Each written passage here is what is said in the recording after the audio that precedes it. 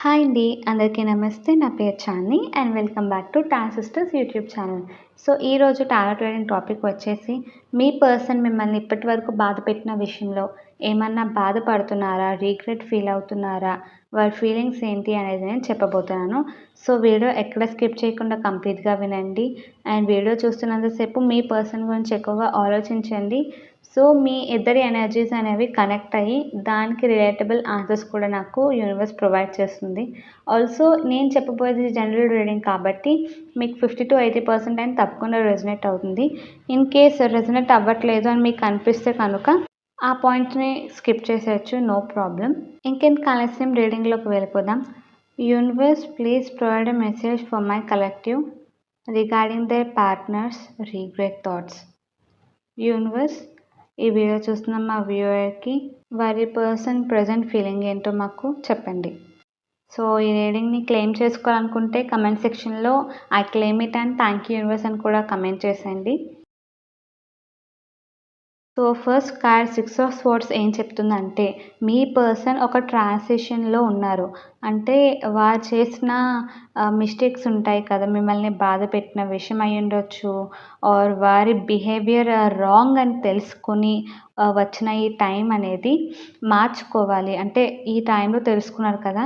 So, ఇప్పటి నుంచే మార్చుకోవాలి అని ఒక ట్రాన్సిషన్ ఫేజ్‌లో అయితే వారున్నారంట.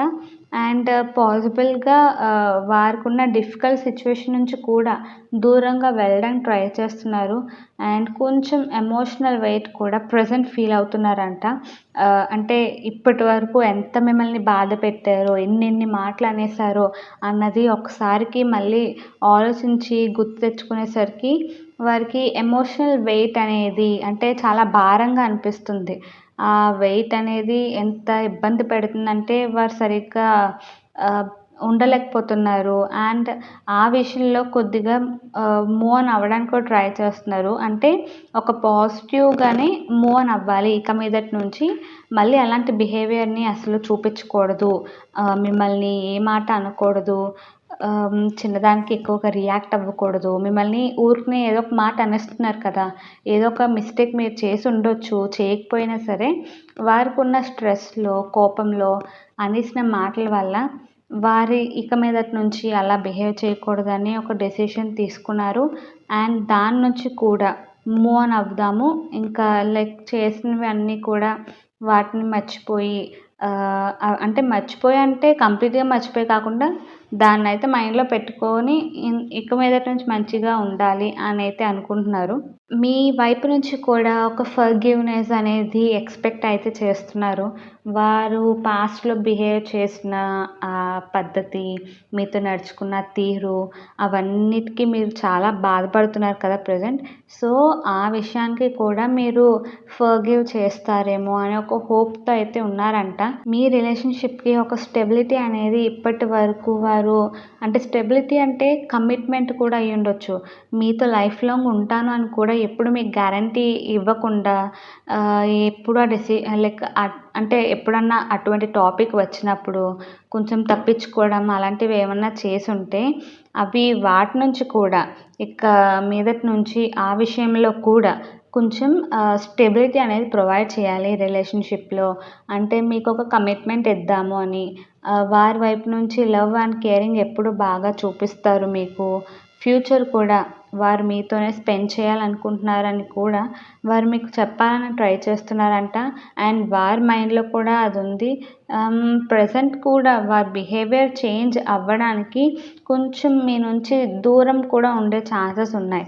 అంటే మేబీ ఇంకా అంటే ఇంతకు ముందులాగా ఇప్పటి వరకు మీతో ఏదైనా వారికి కోపంగా ఉన్నప్పుడు, స్ట్రెస్‌గా ఉన్నప్పుడు మీరు గాని వారి పక్కన ఉంటుంటే వారు మీ మీద చూపించేస్తున్నారు కదా! సో, అలా ఉండకూడదని చెప్పి కొంచెం దూరం అయితే పెడుతున్నారు. అది మీ మిస్టేక్ కాదు.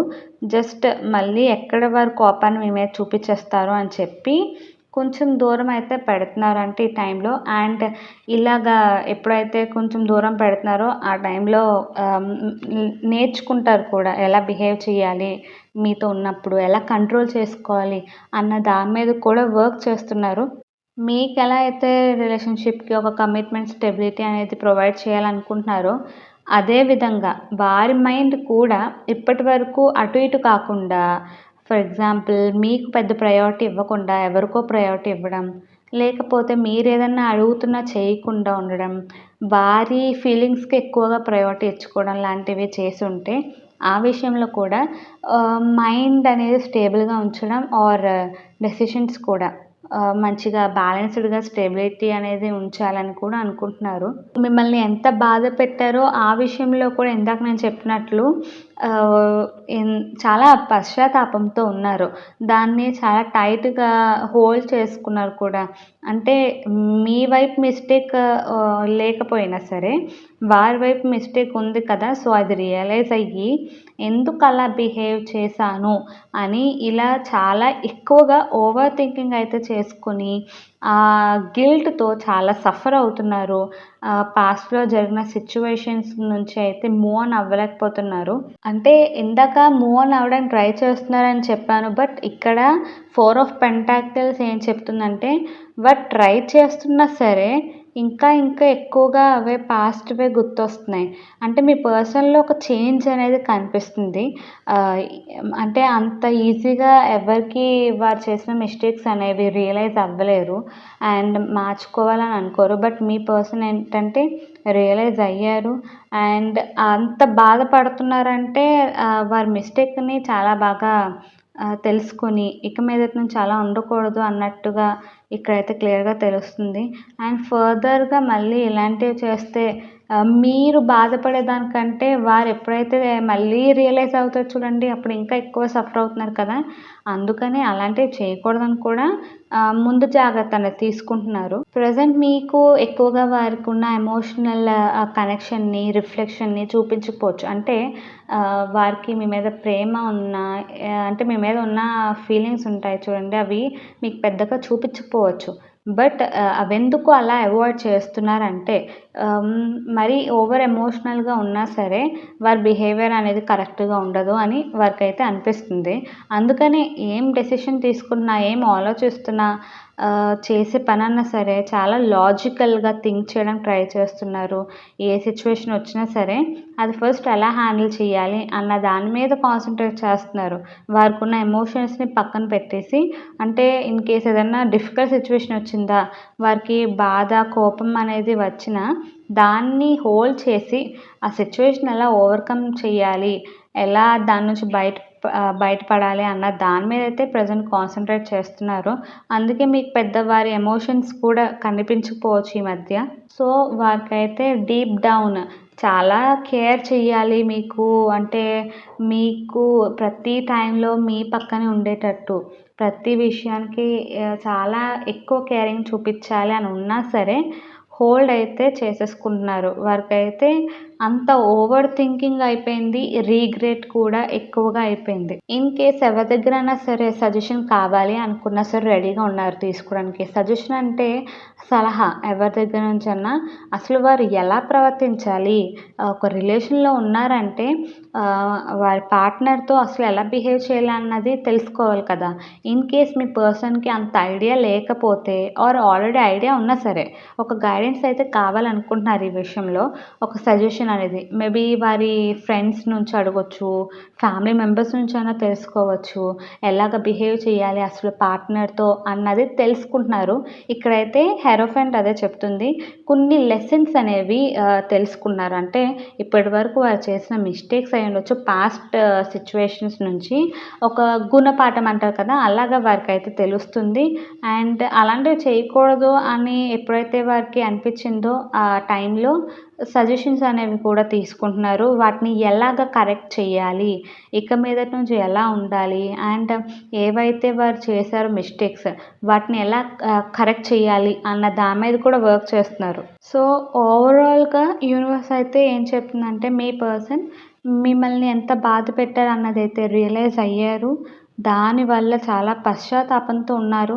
మూవ్ ఆన్ అవ్వడానికైతే చాలా ట్రై చేస్తున్నారు. అంటే అదే విషయాన్ని పట్టుకొని ఉన్నా సరే మీకు యూజ్ ఉండదు కదా! సో, ఆ విషయం నుంచి మూవ్ ఆన్ అయ్యి మళ్ళీ మంచి బిహేవియర్ అనేది తీసుకురావడానికి ట్రై చేస్తున్నారు. బట్ కొంచెం టైం అయితే పట్టే ఛాన్స్ ఉంది. అంటే మూవ్ ఆన్ అవ్వడానికి అండ్ మళ్ళీ మీతో మునుపటిలాగా మంచిగా ఫీలింగ్స్‌ని ఎక్స్‌ప్రెస్ చేయడానికి కొంచెం టైం అయితే పడుతుందంట.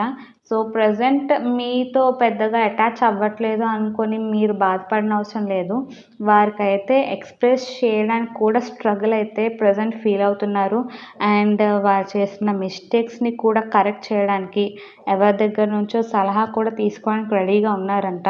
లాస్ట్ థింగ్ వారికైతే ఒక స్టెబిలిటీ మైండ్ అనేది అవసరమని కూడా తెలుసుకొని దాని మీద వర్క్ చేస్తున్నారు. వారి ఎమోషన్స్‌ని ఎక్కువ ప్రిఫర్ చేయడం కంటే ఒక సిట్యుయేషన్ నుంచి ఎలా బయటికి రావాలి, ఎలాగా మీకు ఎటువంటి ప్రాబ్లమ్ వచ్చినా హెల్ప్ చేయాలి, మీరు ఎటువంటి మిస్టేక్ చేసినా అర్థం చేసుకోవాలి అన్న దాని మీద ఎక్కువ కాన్సంట్రేషన్ అయితే పెట్టారు. సో, చేంజ్ అయితే కనిపిస్తుంది.